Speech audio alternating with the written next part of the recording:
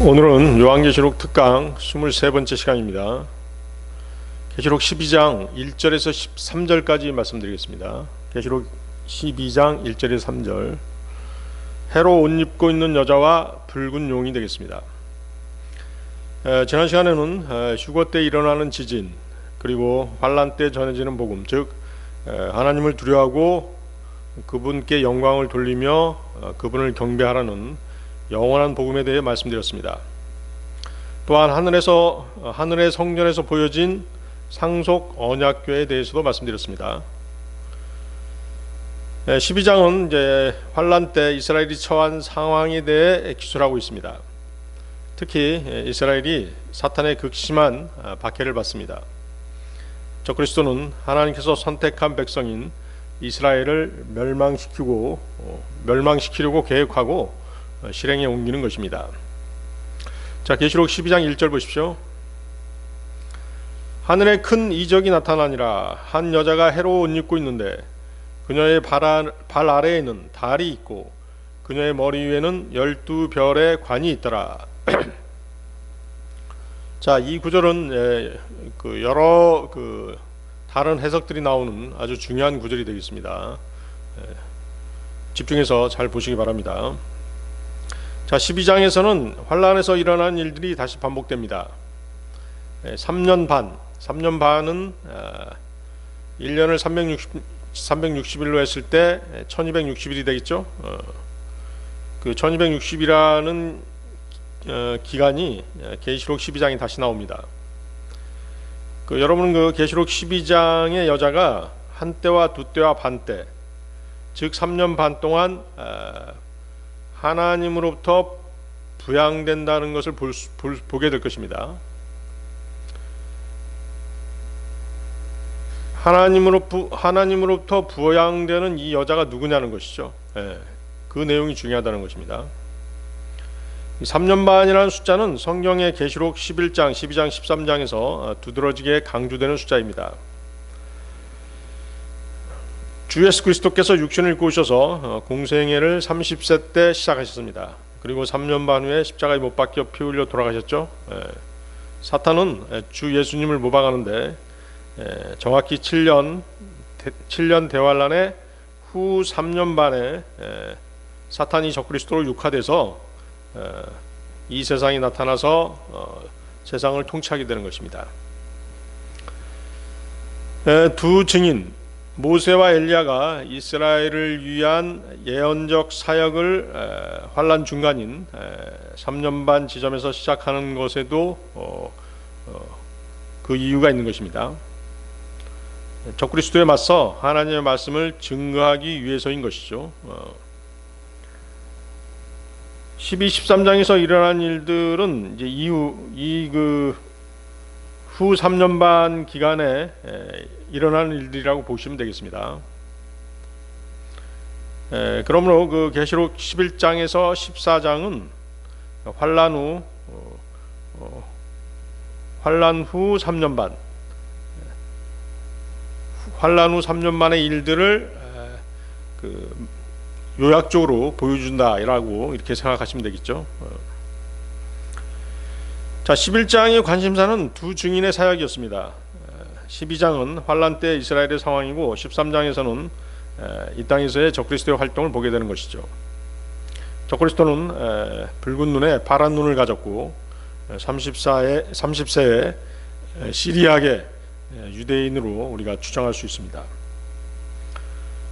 혼연이죠.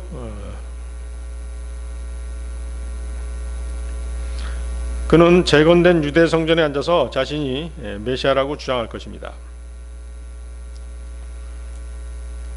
자, 계시록 12장 1절은 로마 카톨릭을 비롯한 여러 교단들이 아전 인수격으로 사사로운 해석을 내놓는 구절입니다. 자, 이 여자가 누구냐는 게 중요하다고 말씀드렸죠. 여러분은 어쩌면 계시록 12장 1절을 묘사해 놓은 그런 그림을 본 적이 있을 수도 있습니다. 여자를 동정녀 마리아로 설정해 놓고 그녀가 해로 인한 후광으로 빛나고 머리 위에 별들이 있고 달을 밟고 서 있는 그런 그림인 것이죠. 계시록 12장 1절의 여자는 로마 카톨릭에서 숭배하는 하늘의 여왕 누굽니까? 그리스도를 낳은 마리아입니다. 그들은 마리아가 예수 그리스도를 낳고 예수 그리스도의 어머니이기 때문에 계시록 12장 1절의 여인을 예수님의 육신의 어머니 마리아로 해석하는 것이죠. 그렇게 되면 뒤에 나오는 사내 아이가 이 여자가 출생하는 사내 아이가 동정녀 마리아를 통해 세상에 오시는 예수 그리스도가 되는데요. 이것은 바로 로마 카톨릭의 사사로운 해석인 것입니다. 거짓 해석인 것이죠. 두 번째는 이제 일반 세상 교단들의 해석인데요. 그들은 여자를 마리아가 아닌 교회로 해석합니다. 여자를 뭐로 해석한다고요? 교회로 해석하는 것이죠. 자, 여러분들 계시록 12장 1, 2절 읽으실 때 그 여자를 교회로 이렇게 바꿔서 한번 읽어보시기 바랍니다. 자, 계시록 12장 1, 2절. 하늘에 큰 이적이 나타나니라. 한 여자 교회가 헤로 옷 입고 있는데 그녀 교회의 발 아래에는 달이 있고 그녀 교회의 머리 위에는 12별의 관이 있더라. 그녀 교회가 아이를 베어 해산의 고통을 겪는 가운데 울부짖으며 출산하려고 진통을 겪더라. 자, 이 여자를 교회로 설정하면 문제가 되는 것이 뭐냐면요. 모든 세대가 믿음으로만 구원받는다는 교리가 적용되어야 한다는 것이죠. 그러면 대환란 때 자신의 믿음을 행위로 지키는 교회를 부정하게 되겠죠. 물론 대환란 때 행위는 뭐예요? 끝까지 견디는 것이죠. 666표를 받지 않고 끝까지 견디는 것입니다. 자, 이 구절에 대한 정확한 해석을 위해서 계시록 12장 17절을 먼저 보십시오. 계시록 12장 17절. 용이 여자에게 진노하여 그녀의 시중에서 남은 자들 곧 하나님의 명령들을 지키고 예수 그리스도의 증언을 가진 자들과 전쟁을 하려고 가니라. 자, 여러분들 거기다 밑줄 쳐보세요. 하나님의 명령들을 지키고 예수 그리스도의 증언을 가진 자들. 하나님의 명령들은 그렇죠. 구약의 율법입니다. 예수 그리스도의 증언은 예수 그리스도에 대한 믿음이죠. 그래서 율법은 행위죠. 예수 그리스도의 증언 믿음이죠. 행위 플러스 믿음이 성립하죠. 여자의 우선은 하나님의 명령들 즉 구약의 율법을 행하고 예수 그리스도의 증언인 주 예수 그리스도에 대한 믿음을 지키고 있는 그런 사람들인 것이죠. 자, 그렇지만 여러분들이 이제 이 구절을 오해하지 말아야 될 것이 뭐냐면 이들이 구원받는 방식이 율법을 지키고 예수 그리스도를 믿는 믿음은 아니라는 것이죠. 사실 이들은 이제 이스라엘이거든요. 유대인들입니다. 이 여자는 유대인들인데 유대인들은 오랫동안 율법을 지키고 있었기 때문에 그 관습대로 하고 있는 것입니다. 대환란 때에는 무슨 복음이 전파된다고 말씀드렸습니까? 왕국 복음이 전파된다고 말씀드렸죠. 왕국 복음이 전파되기 때문에 왕국 복음을 믿고 끝까지 견디는 것이 구원받는 방법인 것이죠. 그러나 이 은혜 시대의 그리스도의 몸인 교회는 모세의 율법 아래 있지 않고 은혜 아래 있습니다. 로마서 6장 14절인데요. 너희가 율법 아래 있지 아니하고 은혜 아래 있으므로 죄가 너희를 지배하지 못하리라. 교회는 자유의 법 아래 있지 모세의 율법 아래 있지 않습니다. 야고보서 2장 12절이요. 너희는 자유의 법에 의해 심판받을 자처럼 말하고 행하라. 교회는 십계명 대신에 새로운 계명들을 받습니다. 새로운 계명이라고 하면 새로운 명령들인데요. 바로 교회가 받은 것은 예수 그리스도의 명령이지 하나님의 명령들, 율법이 아니죠. 요한복음 13장 34절인데요. 내가 새 명령을 너희에게 주노니 너희는 서로 사랑하라. 내가 너희를 사랑한 것 같이 너희도 서로 사랑하라. 요한복음 14장 21절. 내 명령들을 가지고 그것들을 지키는 자가 나를 사랑하는 자니 나를 사랑하는 자는 내 아버지께 사랑을 받을 것이요 나도 그를 사랑하여 그에게 나를 나타내리라 하시니라. 자, 그래서 계시록 12장 17절에서 여자의 후손 중 남은 자들은 하나님의 명령들을 지키며 예수 그리스도의 증언을 가지고 있죠. 이들은 모세 율법을 지키면서 예수 그리스도를 믿는 왕국 복음을 듣고 예수 그리스도를 믿게 된 것입니다. 그 사람들이 누구예요? 바로 유대인들인 것이죠. 이스라엘인들인 것입니다. 계시록 14장 12절. 자, 계시록 14장 12절을 한 번 더 보겠습니다. 여기에 성도들의 인내가 있나니 곧 여기에 하나님의 명령들과 예수님의 믿음을 지키는 자들이 있느니라. 자, 있느니라 라고 되어 있죠. 하나님의 명령들, 모세율법이고 예수님의 믿음을 지키는 자들이 있느니라. 행위 플러스 믿음이죠. 자, 이 계시록 14장 12절도 그리스도의 몸인 교회를 향한 말씀이 아닙니다. 더더욱 환난을 통과하는 이방인들에 대한 말씀도 아니죠. 은혜 시대 성도들은 십자가에 달리신 주님의 죽으심과 부활을 통해 믿음으로 말미암아 은혜로 구원을 받습니다. 그렇죠? 은혜 시대의 그리스도인들은 영생을 주신 구주 예수 그리스도를 모시고 있고 그분의 지체인 것이죠. 요한일서 5장 12절인데요. 아들이 있는 자에게는 생명이 있고 하나님의 아들이 없는 자에게는 생명이 없느니라. 환난 기간에 생명을 얻는 사람들은, 구원받은 사람들은 적그리스도의 박해와 666표로부터 끝까지 견뎌야 됩니다. 더욱이 성령님께서는 환난 성도들 안에는 내주하지 않으시죠. 그래서 믿음을 지키기 위한 행위, 즉 끝까지 견뎌야 되는 것입니다.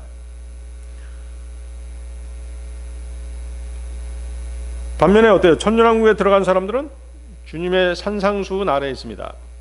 그들은 주님이 통치하는 시대에 살기 때문에 주님에 대한 믿음은 필요 없죠. 왜? 주님께서 직접 통치하시고 계시지 않습니까? 대신 뭐가 필요해요? 산상수훈대로 행해야 되는 것이죠.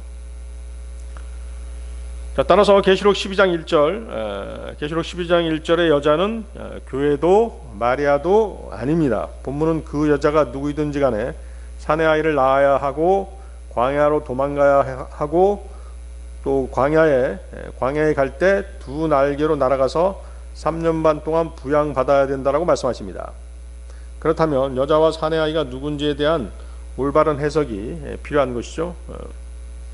하나님께서는 인간들의 사사로운 해석이 아닌 성경을 성경으로 비교해서 말씀을 해석해 주십니다. 자, 이 여자가 이스라엘 유대인들이라고 말씀드렸지만 좀 더 정확하게 우리가 해석하기 위해서 다른 구절들을 좀 더 검토해 보도록 하겠습니다. 창세기 37장 9절 한번 보십시오. 자, 여기 잡고 창세기 37장 9절. 그가 또 다른 꿈을 꾸고 그 꿈을 자기 형들에게 고하여 이르되 보소서 내가 또 꿈을 꾼즉 보소서 해와 달과 11별이 내게 경의를 표하더이다 하니라. 자, 계시록 12장 1절과 창세기 37장 9절, 계시록 12장 1절에다가 창세기 37장 9절이라고 써놓으시기 바랍니다. 자, 이 본 구절은 요셉이 꿈을 꾸고 그의 아버지 야곱이죠. 야곱이라고 하는 이름이 나중에 뭘로 바뀝니까? 이스라엘로 바뀌죠. 요셉이 자기 아버지 이스라엘에게 꿈 얘기를 하는 것이죠. 자, 계시록 12장 1절과 창세기 37장 9절의 차이는 별들의 개수죠. 계시록 12장 1절에서는 12별, 창세기 37장 9절에서는 11개의 별이 나옵니다.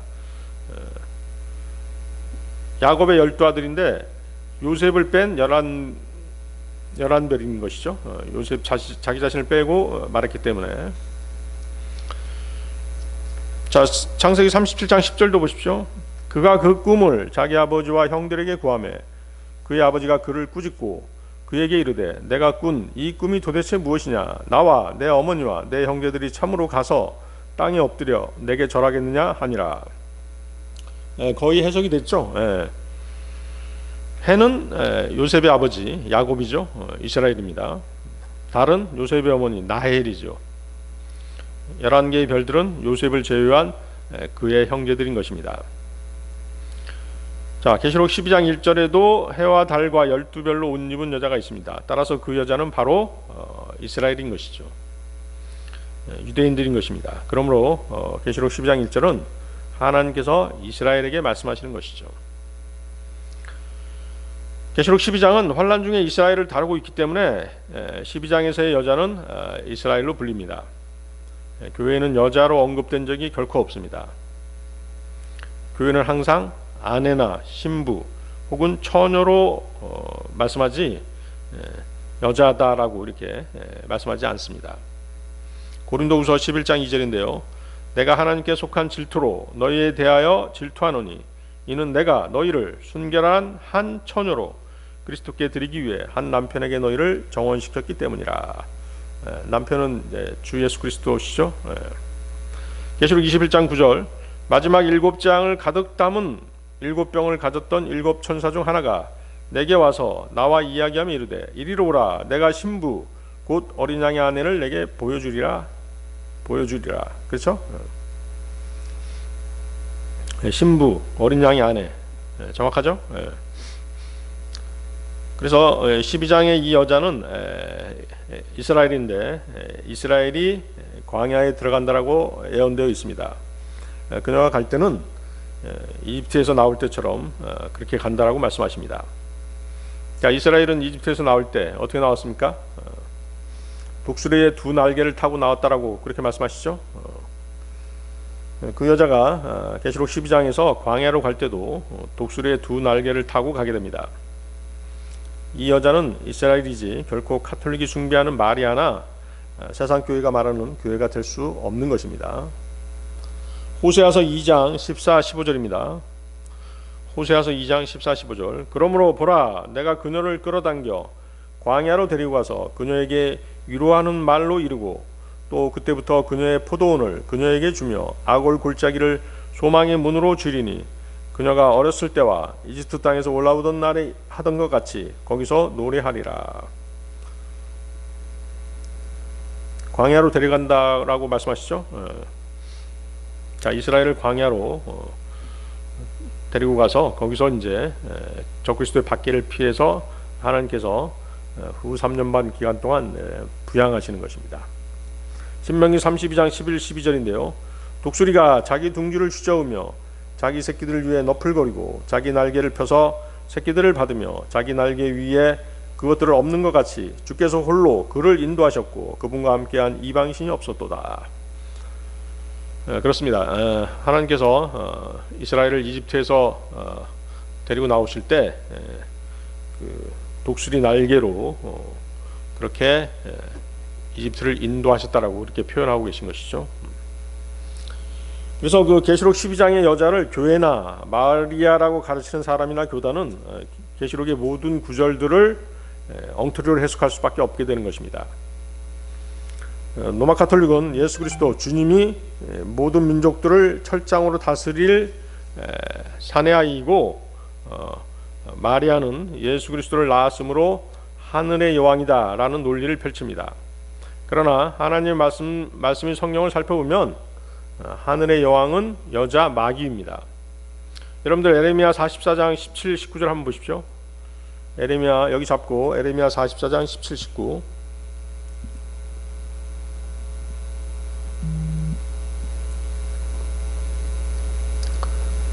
무엇이든지 우리 입에서 나아가는 것을 반드시 행하여 우리가 행하던 대로 곧 우리와 우리 조상들과 우리 왕들과 우리 통치자들이 유다의 도시들과 예루살렘의 거리들에서 행하던 대로 하늘의 여왕에게 분향하고 그 여왕에게 음료 헌물을 부으리라. 그때에는 우리가 양식을 풍성히 소유하고 일이 잘 되어 아무 재난도 보지 아니하였으나 우리가 하늘의 여왕에게 분향하고 그 여왕에게 음료 헌물 붓는 일을 그만둔 뒤로부터는 우리에게 모든 것이 부족하고 우리가 칼과 기근으로 소멸되었느니라 하며 또 우리가 하늘의 여왕에게 분향하고 그 여왕에게 음료 헌물을 부을 때 우리 남자들의 허락도 없이 그 여왕에게 납작한 빵을 만들어서 그녀에게 경배하고 음료 헌물을 부었으리요 하니라.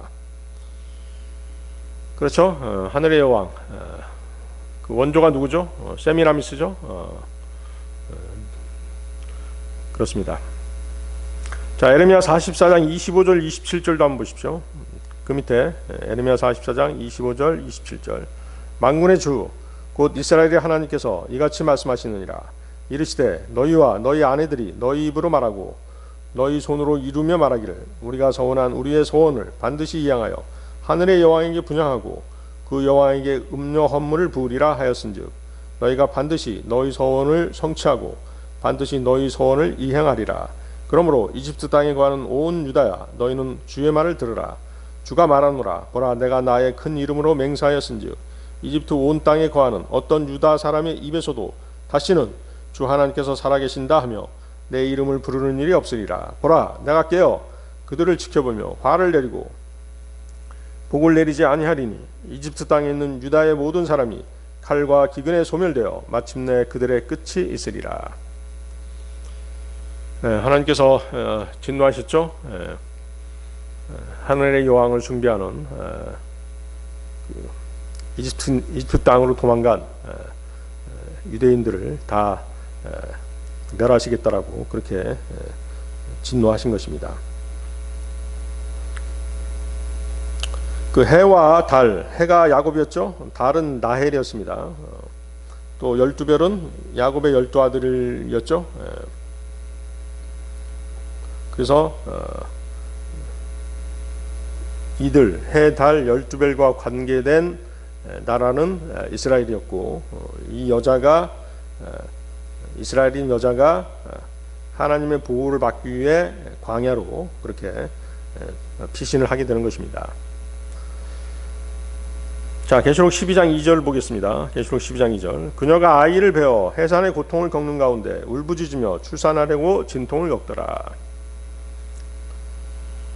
자, 주 예수 그리스도는 그 여인의 씨로 불릴 뿐만 아니라 아브라함의 씨, 또 그 다윗의 씨로도 불립니다.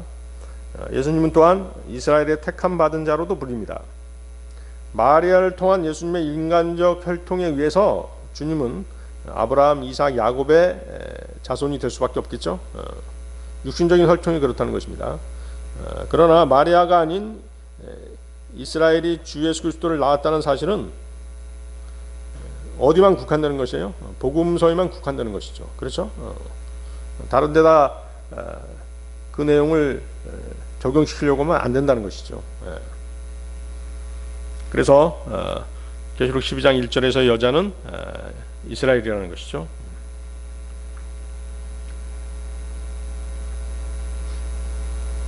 자, 계시록 12장 3절 보십시오. 하늘에 또 다른 이적이 나타나니라. 보라, 7머리와 10뿔을 가진 큰 붉은 용이 있는데 그의 머리들 위에 7개의 관이 있으며. 자, 용이란 단어가 요한계시록에 13번씩이나 나온다는 것은 용의 정체가 그만큼 큰 비중을 차지하고 있다는 그런 뜻입니다. 이 용의 정체는 계시록 12장 9절에서 바로 확인할 수 있습니다. 계시록 12장 9절 보십시오. 그 큰 용, 즉 저 옛 뱀, 곧 마귀라고도 하고 사탄이라고도 하며 온 세상을 속이는 자가 내쫓기더라. 그가 땅으로 내쫓기니 그의 천사들도 그와 함께 내쫓기니라.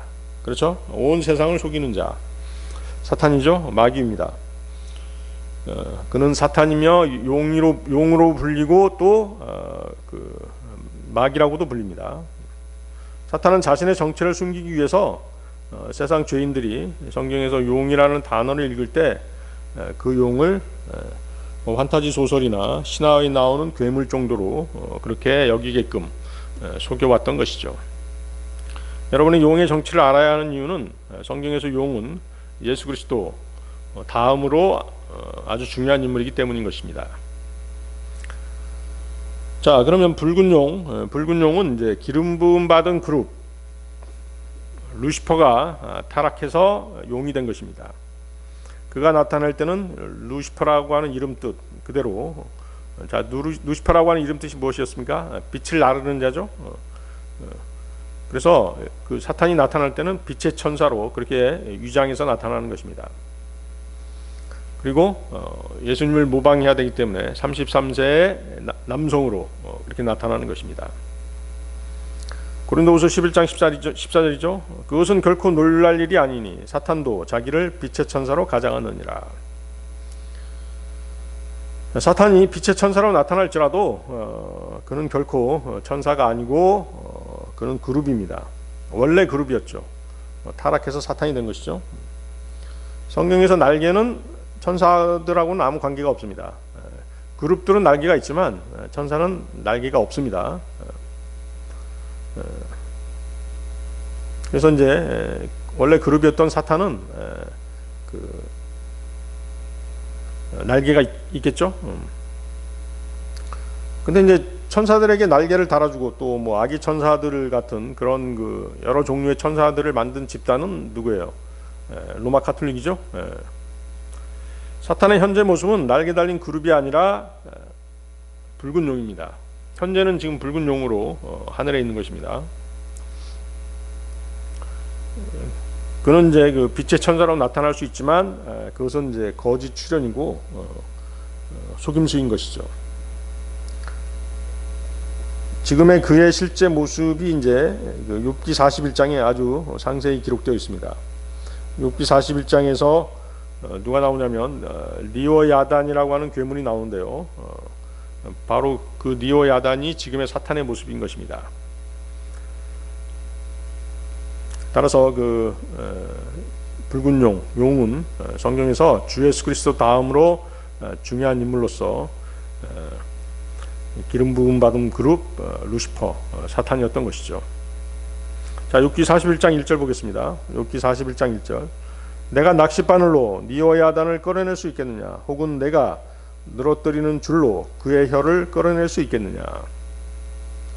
자, 리오야단이라는 낱말을 이제 보통의 성경 백과사전에서는 뭐 악어 또는 하마로 번역해 놨습니다.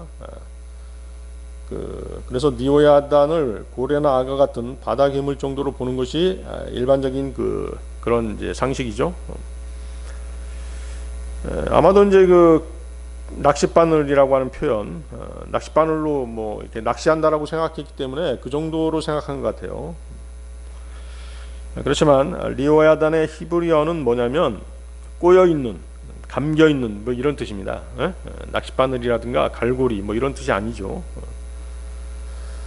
그래서 리오야단은 일곱 멀리 달린 꼬이고 감겨 있는 바다 괴물인데 영어로는 뭐예요? 드래곤입니다. 용인 것이죠.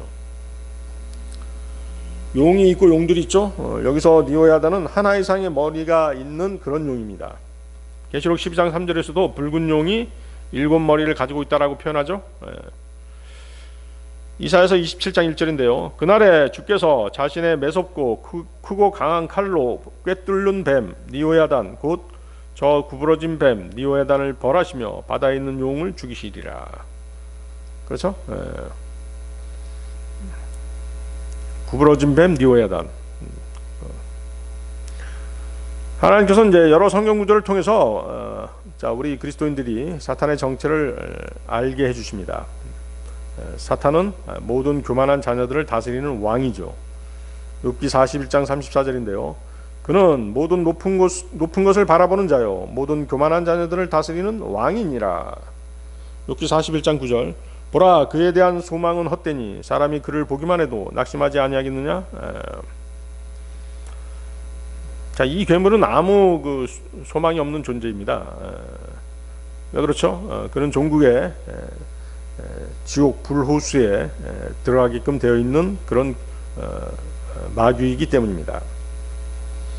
계시록 20장 10절이죠. 또 그들을 속인 마귀가 불과 유황 호수에 곧 그 짐승과 거짓 대언자도 있는 곳에 던져져서 영원 무궁토록 밤낮으로 고통을 받으리라. 따라서 그에게 소망을 둔 자 혹은 육신을 입고 오셔서 사랑의 손길을 내미신 분을 거부한 자들은 그 사탄 마귀를 다시 보게 될 텐데요. 어디서 보게 되겠습니까? 지옥 불호수에서 다시 보게 되는 것입니다. 에스겔서 32장 31절입니다. 파라오가 그들을 보고 그의 온 무리로 인하여 위로를 받으리니 곧 칼에 죽임을 당한 파라오와 그의 온 군대가 위로를 받으리라. 주 하나님이 말하노라. 자, 여기서 이 파라오는 용 사탄을 상징적으로 표현하고 있는 것입니다. 자, 이 표현을 잘 보세요. 파라오가 지옥에 가서 자기와 함께 지옥 불호수에 들어온 자들로 인해 위로를 받는다는 것이죠. 그래서 이 파라오가 사탄이기 때문에 사탄이 지옥에 가서 자기로 인해서 지옥에 온 사람들로 인해 위로를 받는다는 것이죠. 상당히 이 사탄이라고 하는 인물, 고통 가운데서도 자기와 함께 지옥 불호수에 떨어진 많은 사람들로 인해 위로를 받는다는 것은 이 사탄의 성격 자체가 굉장히 가학적이고 그렇죠? 변태적인 그런 성격이라는 걸 알 수 있죠. 욥기 41장 10절입니다. 아무도 감히 그를 흥분시킬 만큼 사납지 아니하거든 누가 능히 내 앞에 설 수 있겠느냐. 그렇죠? 그는 너무도 사나워서 아무도 감히 그를 격동시킬 수 없습니다. 하나님께서만 그를 처단하실 수 있으신 것이죠. 욥기 41장 33절인데요. 땅 위에는 그처럼 생긴 것이 없나니 그는 두려움 없는 존재로 만들어졌느니라. 두려움 없는 존재로 만들어졌느니라. 이 괴물은 두려움을 모른다는 것이죠. 그는 모든 교만한 자녀들을 다스리는 왕인데 그는 온 땅을 지배하고 이 땅의 모든 것이 이 세상 신인 그의 손에 주어져 있는 것입니다. 고린도후서 4장 4절이죠.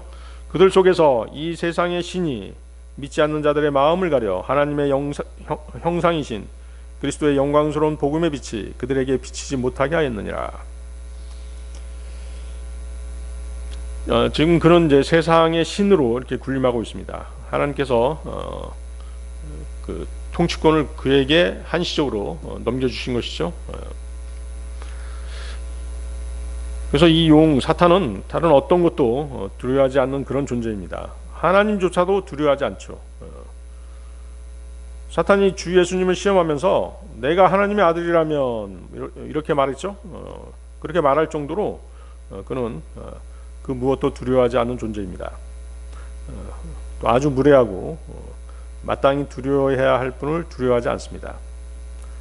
그는 하나님 보좌 앞으로 걸어가서 욥이 까닭없이 하나님을 두려워하나이까 라고 할 정도로 전혀 두려움을 모르는 존재입니다.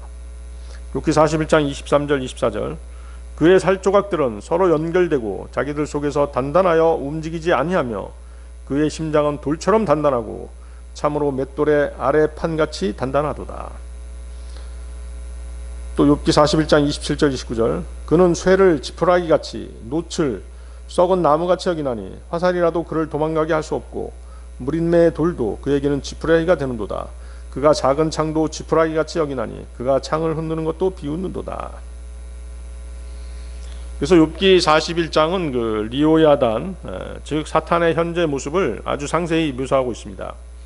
그래서 여러분들이 그 사탄에 대해서 지금 사탄의 현재 모습에 대해서 알고 싶다면 욥기 41장을 반드시 정독해서 읽어보시기 바랍니다. 지금의 사탄의 모습은 일곱 머리를 가지고 불과 연기로 숨쉬고 꼬이고 감겨있는 뱀 같은 바다 괴물인 것입니다. 그래서 이런 묘사들은 무슨 환타지 소설의 한 장면이 아닙니다. 영적인 세계는 세상 지식을 통해서는 알 수 없죠. 오직 진리의 교과서인 하나님의 말씀에만 계시되어 있는 것입니다. 그러다 보니까 이제 세상의 어떤 그 인문학 서적이라든가 세상의 문학 작품들도 성경에서 그 소재를 얻는 것입니다. 자, 따라서 사탄은 모든 교만의 자녀들을 다스리는 왕으로 이 세상을 두루 지배하는 일곱 멀리 달린 큰 붉은 용인 것입니다. 이 세상 나라들이 그에게 넘겨졌고 그는 자기가 원하는 자에게 이 나라들을 줄 수 있는 권능을 한시적으로 하나님께로부터 부여받은 것이죠.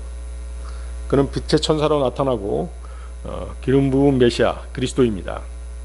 에스겔서 28장 14절입니다. 너는 기름 부음 받은 덮는 그룹이라. 내가 너를 그렇게 세우매 내가 하나님의 거룩한 산 위에 있었고 불타는 돌들 한가운데서 오르내리며 다녔도다. 그렇죠? 하나님께서 그를 아름답고 영광스럽게 창조하셨지만 어느 날 어느 순간 하나님처럼 되고자 하는 교만이 싹터서 하나님을 대적하다가 타락해서 사탄이 된 것입니다. 그래서 그는 이제 하나님으로 경배받기를 원하는 그런 존재이죠. 통치자, 왕, 빛의 천사로 불립니다. 그는 성경을 알고 있어요. 그는 성경을 인용하잖아요. 또 그리스도의 신부가 예수님의 몸이듯이 사탄도 신부를 가지고 있습니다. 사탄의 신부가 누구죠? 장차 이제 여러분들 알게 되겠지만 신비의 큰 바빌론이죠. 로마 카톨릭과 연관이 있습니다. 사탄의 활동 영역이 바로 뭐예요? 1차적으로 종교 영역인 것이죠. 계시록 12장 3절로 가겠습니다. 하늘에 또 다른 이적이 나타나니라. 보라, 7머리와 10뿔을 가진 큰 붉은 용이 있는데 그의 머리들을 위해 7개의 관이 있으며. 자, 오늘 그 난해한 내용들이 좀 나오죠. 계시록 12장 1절도 그렇고 계시록 12장 3절에 이제 그 7머리가 또 그 내용입니다. 사탄은 이제 그 셋째 하늘의 깊음의 물 위 아래로 다니며, 자, 둘째 하늘과 셋째 하늘의 경계가 뭐라고 했습니까? 깊음이라고 하는 큰 바다라고 말씀드렸죠. 그 물 위 아래로 다니는 존재가 바로 이제 그 리오야단 사탄인 것이죠. 그리고 여기 그 계시록 12장 3절에서 보다시피 7개의 왕관이나 왕들로 세워진 왕국 체계로 땅을 지배하는 것입니다. 붉은 용은 이제 뿔이 10개지만 왕관은 7개만 있고 각 머리에 하나씩 쓰고 있습니다. 성경은 7머리와 7방으로 상징되는 인류 역사의 시작부터 끝까지를 다 설명해 주고 계세요.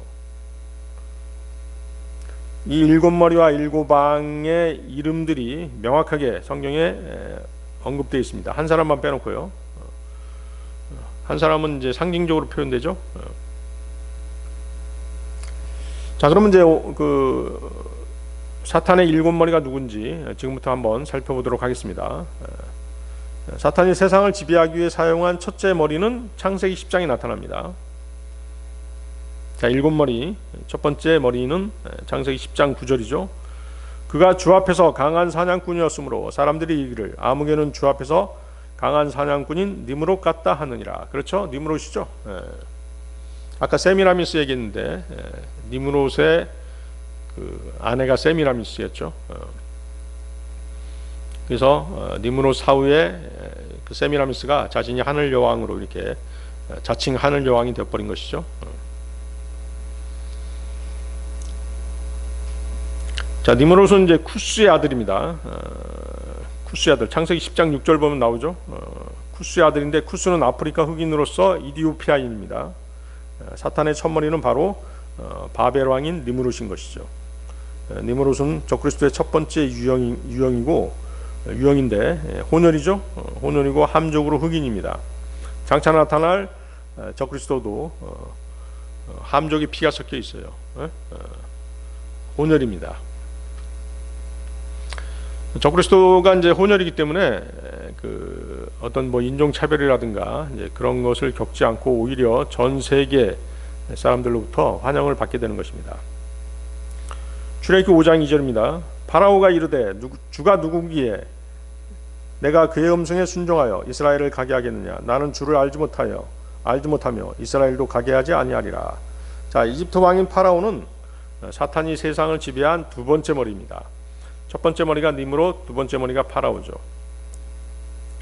에스겔서 29장 3절에서는 파라오가 용으로 부릅니다. 에스겔서 29장 3절, 주 하나님이 이같이 말하노라. 보라, 이집트 왕 파라오야, 내가 너를 대적하노라. 너는 내 강들 한가운데 누워있는 큰 용이라. 내가 말하기를 내 강은 내 것이요 내가 나를 위하여 그것을 만들어 놓으라 하였도다. 자, 이집트 왕 파라오는 두 번째 왕이고 두 번째 머리이며 두 번째 나라입니다. 이집트는 세상을 예표하는 그런 나라죠. 열왕기하 18장 13절인데요. 히스기야 왕이 제14년에 아시리아 왕 산헤립이 올라와 유다의 성벽을 두른 모든 도시를 쳐서 점령하며. 자, 이번에는 누가 나와요? 파라오 다음에 산헤립이 나오죠. 아시리아 왕 산헤립. 자, 이 세상 나라들 통치하는 리오야단의 세 번째 머리는 아시리아의 산헤립입니다. 적그리스도는, 자, 우리가 성경을 읽다 보면 적그리스도는 아시리아인으로 불리기도 합니다. 그 이집트 파라오의 혈통 중에 누가 있었어요? 아시리아 계통, 아시리아인이 있었습니다. 그렇죠? 그 요셉이 알지 못하는 왕이 나타나서 요셉을 이제 요셉이 속한 이스라엘 사람들을 핍박하지 않습니까? 그 계통이 이제 아시리아 계통의 파라오일 것이다라고 이제 우리가 그렇게 생각하는 것이죠. 자, 그래서 이 구절에서 적그리스도의 예표인 아시리아 왕 사네립이 적그리스도가 환란 때 하려는 것처럼 유대인들을 전멸시키기 위해서 예루살렘으로 침공에 들어오는 것입니다. 자, 그 장면이 있죠. 자, 그 얘기는 이제 나중에 또 하기로 하고. 자, 그래서 세 번째 머리까지 나왔습니다. 네 번째 머리는 다니엘 3장에 등장하는 바벨론 왕인 느부갓네살입니다. 아시리아 왕 사네립과 바벨론 왕 느부갓네살은 용 또는 울부짖는 사자로 불립니다. 에레미야서 5장 17절인데요. 이스라엘은 흩어진 양이라 사자들이 그를 쫓아내었도다. 처음에는 아시리아 왕이 그를 삼켰고 마지막에는 이 바벨론 왕 느부갓네살이 그의 뼈들을 꺾었도다. 그렇죠? 이스라엘 양으로 표현하고 사자들이 그를 쫓아냈다라고 말씀하시죠. 그 사자들이 바로 누구다? 아시리아 왕과 바벨론 왕이다. 에레미야서 51장 34절.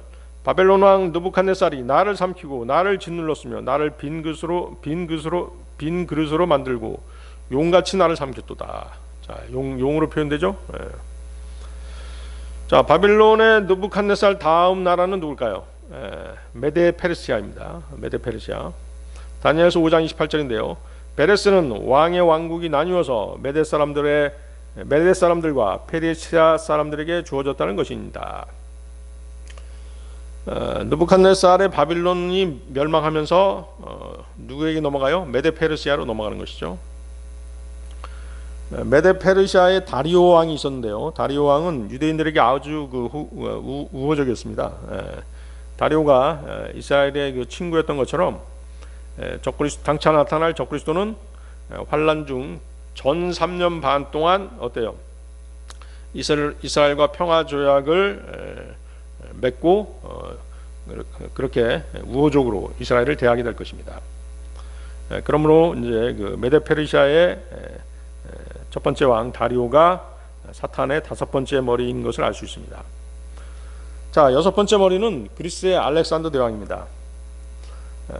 알렉산더라고 하는 이름은 성경에 나오지 않아요. 그렇지만 이제 순념소로 표현되죠. 성경에서 순념소로 표현됩니다. 자, 알렉산더 대왕이 권세를 잡기 수백 년 전에 다니엘은 다음 나라가 그리스일 것임을 미리 예언해 놨었습니다. 다니엘서 8장 20절에서 21절이 바로 그 내용이죠. 다니엘서 8장 20절 21절. 내가 본 두 뿔 달린 순양은 메데와 페르시아의 왕들이요 거친 순념소는 그리스의 왕이며 그의 두 눈 사이의 큰 뿔은 첫째 왕이니라. 거친 순념소 나오죠? 바로 이제 알렉산더 대왕이라는 그 이름은 나와 있지 않지만 순념소, 거친 순념소로 표현이 되고 있는 것입니다. 자, 이제 한번 정리해 보겠습니다. 지금 이제 여섯 머리, 여섯 왕까지 나왔죠. 첫 번째 머리는 님롯, 그 바벨 왕이었습니다. 바빌론 같은 이름입니다. 두 번째 머리는 파라오, 이집트 왕이었죠. 세 번째 머리는 사네립, 아시리아 왕이었습니다. 네 번째 머리는 느부갓네살, 바벨론 왕이었죠. 다섯 번째 머리는 다리오 왕, 메데 페르시아 왕이었습니다. 여섯 번째 머리는 그리스의 알렉산더, 그렇죠? 그래서 다니엘서 8장 21절에서 거친 순념소로 불린다라고 말씀드렸죠. 자, 그럼 일곱 번째 머리는 누굴까요? 그리스를 쳐부수고 주 예수 그리스도의 초림을 예비하는 나라, 어떤 나라죠? 그렇습니다. 로마죠. 로마의 카이사입니다. 자, 주님의 초림 당시에 카이사 아우구스트로부터 한 칙령이 내려와서 온 세상이 조세 등록을 하게 되었다라고 말씀하시죠. 누가복음 2장 1절인데요. 누가복음 2장 1절. 그 무렵에 카이사르 아우구스투스가 칙령을 내려 온 세상이 조세 등록을 하게 하였는데, 자, 그리스 다음으로 이제 일곱 번째 머리가 되는 게 이제 그 로마입니다. 자, 이 사실은 뭐냐면 주님의 재림, 주님의 초림 때도 그랬지만 주님의 재림 때도 초림 때처럼 로마가 권세를 잡고 온 세상이 로마의 체제 아래 있게 된다는 뜻이죠. 자, 잘 들어보시기 바랍니다. 그러면 이제 어때요? 주님의 재림 때는 이제 뭐예요? 이 세상은 이제 영적 통치자인 적그리스도에게 종속되겠죠. 적그리스도가 다스리는 세상이고, 또 적그리스도가 사람들에게서 세금을 낱낱이 거둘 것임을 그렇게 미리 보여주신 것이죠. 그래서 이제 일곱 번째 머리가 일곱 번째 사탄의 머리, 붉은 용의 머리가 로마 제국의 카이사 아우구스투스인 것이죠. 그래서 이제 이 로마 제국은 뭐 거룩한 로마 제국, 거룩한이라는 말을 아주 자주 씁니다. 하나님을 흉내내서 이제 그렇게 하는 것이죠, 사탄이. 자, 그런데 어때요? 지금 로마가 멸망했지 않습니까? 그런데 일곱 번째 머리를 로마 제국이라고 할 수 있느냐? 근데 이 정치적인 로마가 뭘로 탈바꿈하죠? 그렇죠. 종교적인 로마로 탈바꿈하죠. 그것이 뭡니까? 로마 카톨릭이죠. 그것이 일곱 번째 머리가 된다는 것입니다. 이해하시겠어요? 자, 이 부분이 중요합니다. 자, 조금 더 설명하죠. 자, 일곱 관을 쓴 머리들은 사탄이 이 땅을 지배한 일곱 왕이나 나라들을 상징합니다. 머리는 나라나 왕이죠. 그런데 이 로마 제국, 마지막에 이 로마 제국은 계시록 17장 5절을 보면 신비라 큰 바빌론이라 땅의 창녀들과 가증한 것들의 어미라고 불리는 신비적인 형태로 바뀌게 된다는 것이죠. 정치적인 로마가 종교적인 로마로 바뀐 것이 로마 카톨릭인 것입니다. 근데 사실은 어때요? 뭐 지금 로마 카톨릭 보면 종교적으로 보이지만 겉으로는 종교적이죠. 그렇지만 사실은 그 속을 들여다보면 뭐예요? 사실은 정치적이죠. 왜? 세계 각국에다 다 대사관을 두고 그렇게 마치 종교 국가로 그렇게 행세하지 않습니까? 자, 그런데 이제 그 일곱 머리를 다시 한번 보십시오. 첫째 머리가 바빌론이었죠. 바빌론 같은 말입니다. 그 다음에 넷째 머리 느부갓네살의 바빌론이었죠. 그 다음에 이제 지금 뭐가 나왔어요? 마지막 일곱 번째 정치적인 로마 제국이 종교적인 로마 카톨릭으로 바뀌었다고 그랬죠. 근데 로마 카톨릭이 이름이 뭐예요? 신비라 큰 바빌론이라, 또 바빌론이죠. 그래서 첫 번째, 가운데, 맨 마지막이 바빌론입니다. 자, 그래서 이제 이 바빌론이라고 하는 이름에 이제 주목해야 될 분명한 이유가 있는 것이죠. 바빌론이 처음과 중간과 끝에 언급되어 있는 것이죠. 그래서 적그리스도의 마지막 나라, 마지막 머리는 큰 바빌론이라고 불리게 된다는 것이죠. 그래서 적그리스도는 신비의 바빌론으로 표현되는 종교 창녀인 로마 교회와 결합되어 있는 것입니다. 자, 조금만 더 부연 설명하겠습니다. 원래 AD 346년까지의 로마 제국의 통치자, 역사적으로는 카이사 아우구스토가 일곱 번째 머리입니다. 역사적으로는 그렇다는 것이죠. 로마 제국의 카이사가 일곱 번째 머리입니다. 그런데 어때요? 역사적인 어떤 변혁이 있었죠. AD 313년 콘스탄틴 대제가 기독교를 받아들이지 않습니까? 근데 이제 그것이 정통 기독교가 아니잖아요. 그러면서 이제 로마 제국이 쇠퇴하게 되는데, 뭐 훈족이라든지 서고투족, 반달족 등에 의해서 계속 침공을 당하면서 쇠퇴하게 됩니다. 멸망의 지경에 이르죠. 그러자 이제 어때요? 이 정치적인 로마가 뭘로 멸망당하지 않기 위해서 뭘로 바뀌는 것이에요? 신비의 종교 형태로 바뀌는 것이죠. 그러니까 겉에는 종교 형태를 띠지만 속을 들여다보면 뭐다? 사실은 정치죠. 정치적인 국가죠. 로마 카톨릭이 그렇지 않습니까? 그래서 이제 이 이유가 뭐냐면 이제 이것이 바로 뭐예요? 그 오늘날 로마 가톨릭 교회가 바티칸을 수도로 하는 종교 국가인 이유인 것이죠. 따라서 정치적 로마가 종교 형태를 띤 로마 가톨릭으로 변신했고, 이 타락한 교회는 하나님에 대한 믿음을 저버리고 타락한 사탄의 7번째 머리가 되는 것입니다. 그녀의 이름은 뭐다? 신비라 큰 바빌론이라 이렇게 불린다는 것이죠. 계시록 17장 5절 다시 한번 읽어보겠습니다. 그녀의 이마에 한 이름이 기록되어 있었는데 신비라 큰 바빌론이라 땅의 창녀들과 가증한 것들의 어미라 하였더라. 아시겠습니까? 정치적인 로마가 멸망하면서 완전한 멸망을 당하지 않고 뭘로 바뀐 것이다? 종교적인 로마로 바뀐 것이다. 그것이 로마 가톨릭이라는 것이죠. 그것이 7번째 머리이다는 것이죠. 적그리스도는 이제 그 대환란 때 바로 이 큰 바빌론과 연합해서 세상을 지배하려고 들 것입니다. 자, 오늘 여기까지 하겠습니다.